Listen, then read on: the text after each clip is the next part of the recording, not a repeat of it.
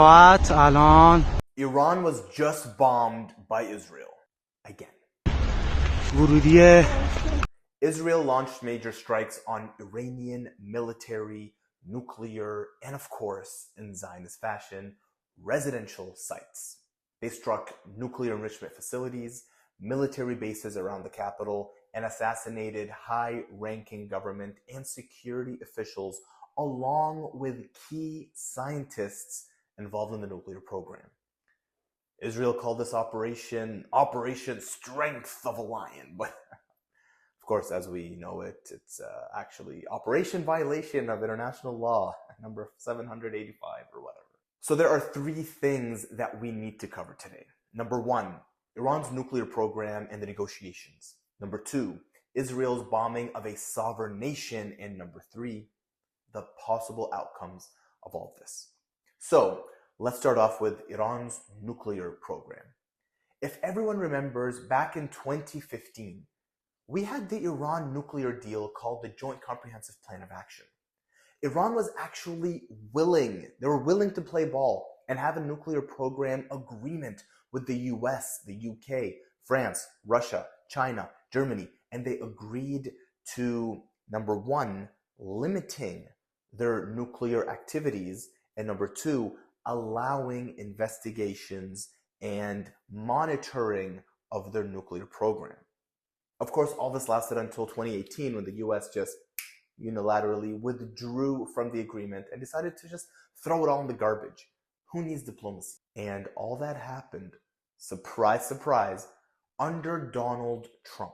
So now, as negotiations are taking place between Iran and the USA, it appears Iran is a little tougher to negotiate with this time around, go figure. So, what are the chances the US allowed Israel to commit this war crime as a warning to Iran?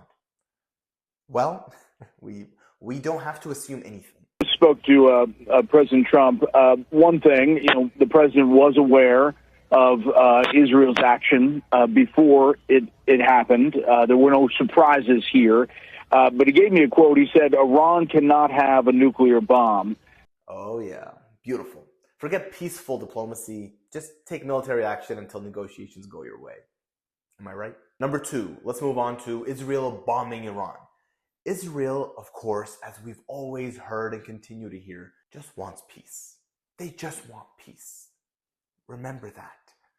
However, of course, just recently they continued to bomb Gaza and cut off their internet and electricity and ensure war crimes are committed in the dark. They enacted a full blockade of the occupied West Bank. They just got done bombing Syria and Lebanon, and they're adding Iran to the list. But just remember, they just want peace. Another very interesting point about this recent strikes that they did to Iran, these recent violations of international law, a very interesting point was raised. When these pictures came out in Israel and the Mossad were gloating about, look at our accuracy, look at our precision, many people raised, wait a sec, if you were this accurate when you are targeting Iranian residential buildings,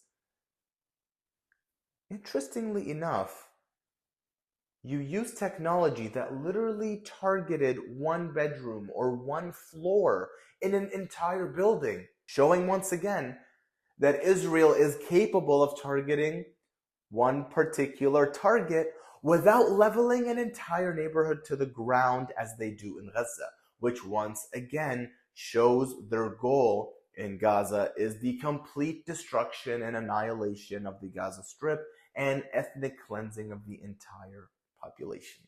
So thank you again, Israel, for exposing yourself. And finally, number three, what are the outcomes of this? Quite frankly, Iran does not want a full-out war, and any retaliation such as this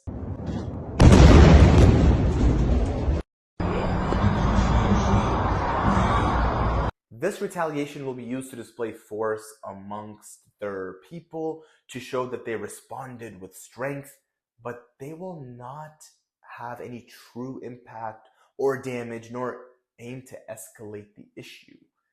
The reality is, Israel doesn't want escalations. The US, on the other hand, will allow Israel to commit these war crimes with impunity and use these crimes as a means to pressure Iran into giving up some of its firm stances during the negotiations.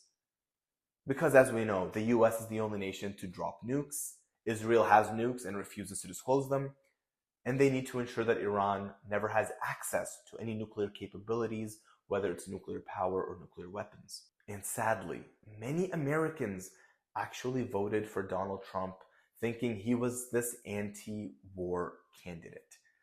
Most Americans, according to Gallup polls, actually want peaceful diplomacy and negotiations.